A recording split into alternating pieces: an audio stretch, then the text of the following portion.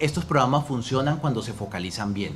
Nosotros tenemos que ser muy juiciosos en utilizar toda la información de la que dispone el Estado, donde está Sisbén, donde están las bases de información, por ejemplo, del resto de programas de subsidios del gobierno, para que no tengamos colados. Una de las premisas es que no podemos tener colados. Y hay unos criterios que son muy evidentes, y es que, por ejemplo, el que ya sea beneficiario de una casa no puede ser beneficiario de este programa. El que ya haya sido beneficiario de un programa de gobierno, la idea es que no sea sujeto del semillero de propietarios para poder llegar al mayor número de colombianos. Pero es cierto que entre las cosas que estaremos comunicando en las próximas 4 semanas están esos mecanismos de verificación para lograr que focalicemos estos recursos escasos en quienes más los necesitan. Quiero hacer una precisión: aunque el informal es el candidato natural para beneficiarse de este programa, no lo vamos a limitar solamente a personas que estén en condición de informalidad. Quiero que sepan que aquellos colombianos que ganan un salario mínimo de manera formal van a ser elegibles para este programa.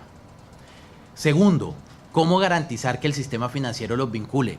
Esa pregunta sí que es buena, porque fue aquello en lo que nos devanamos los sesos al momento de diseñar el programa. Y yo pienso que ahí pueden ayudar varias cosas. De una parte está la información sobre los hábitos transaccionales de los beneficiarios, toda vez que durante 2 años, los bancos van a estar viendo la capacidad que tienen esos hogares de consignar ese ahorro de 200.000 pesos. Los hogares informales en Colombia sí ahorran, pero no lo hacen a través de los bancos.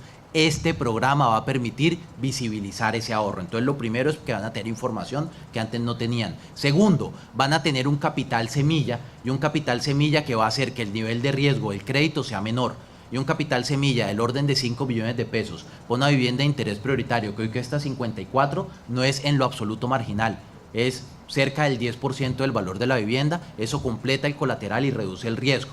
Y lo tercero es que los otros instrumentos de política con los que cuenta el gobierno, que van a estar articulados en este programa, como por ejemplo la cobertura a la tasa de interés, hace que la presión de los hogares se reduzca, porque parte de la cuota que tienen que pagar va a estar cubierto con un subsidio del gobierno nacional, tal como funciona Mi Casa Ya. Entonces, la conjunción de esos 3 elementos de una parte, información; segundo, una mejor cuota inicial; y tercero, el subsidio a la tasa de interés, va a hacer que este sea para los bancos no solamente una gran oportunidad de incluir a más colombianos, sino también un negocio rentable y sostenible en el tiempo. El país todavía no ha dado el debate sobre el plan de reactivación económica, por lo que es prematuro pronunciarse sobre el mismo. Solamente le puedo decir al respecto, en lo que me corresponde a mí desde la cartera de vivienda, que lo que yo veo es que la reducción en los impuestos de renta para las empresas que pueden invertir en este tipo de proyectos, al final del día hace que la vivienda de interés prioritario se viabilice, y esa eficiencia desde el punto de vista del costo se traslada la mayoría de las veces en un mercado competitivo a precio, es decir, se tarifica. Entonces, yo lo que veo aquí es una gran oportunidad para que los beneficios en el mundo corporativo, en los impuestos corporativos, se trasladen a los beneficiarios a través de tarifa. Y de resto, lo que le diría es que el país apenas empieza el debate de los alcances del plan de reactivación económica. Usted pone el punto en la llaga sobre uno de los elementos que hace que la cartera de vivienda se pueda siniestrar, y es que muchas veces la gente no tiene todos los recursos para la cuota inicial, y al momento de comprar una casa combina 2 tipos de endeudamiento. De una parte, el crédito hipotecario, que tiene una tasa muy baja porque tiene como colateral, como respaldo, el mismo inmueble, y de otra parte se piden créditos como de inversión, que son mucho más caros para completar la cuota inicial, y esa convivencia entre esos 2 endeudamientos hace que la presión financiera de los hogares sea alta y que muchas veces no se puedan honrar esos compromisos crediticios.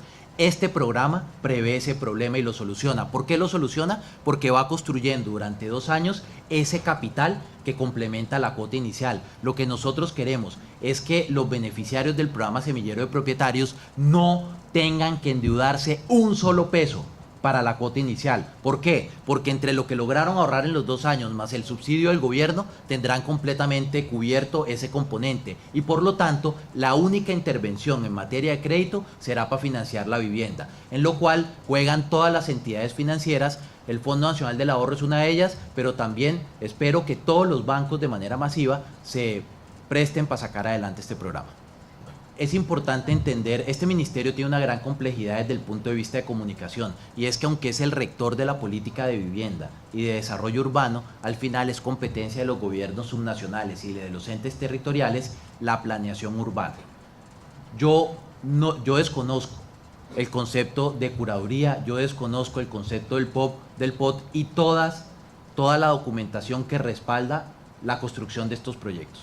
Lo que le puedo decir es que en caso de ser ilegales, tendrá el gobierno territorial que tomar medidas al respecto y el gobierno nacional lo acompañará. Pero es muy importante saber qué es discreción del gobierno y en qué el gobierno tiene instrumentos para intervenir y en qué no. Nosotros somos los rectores de una política de vivienda que al final del día ejecutan entidades dentro de los gobiernos subnacionales.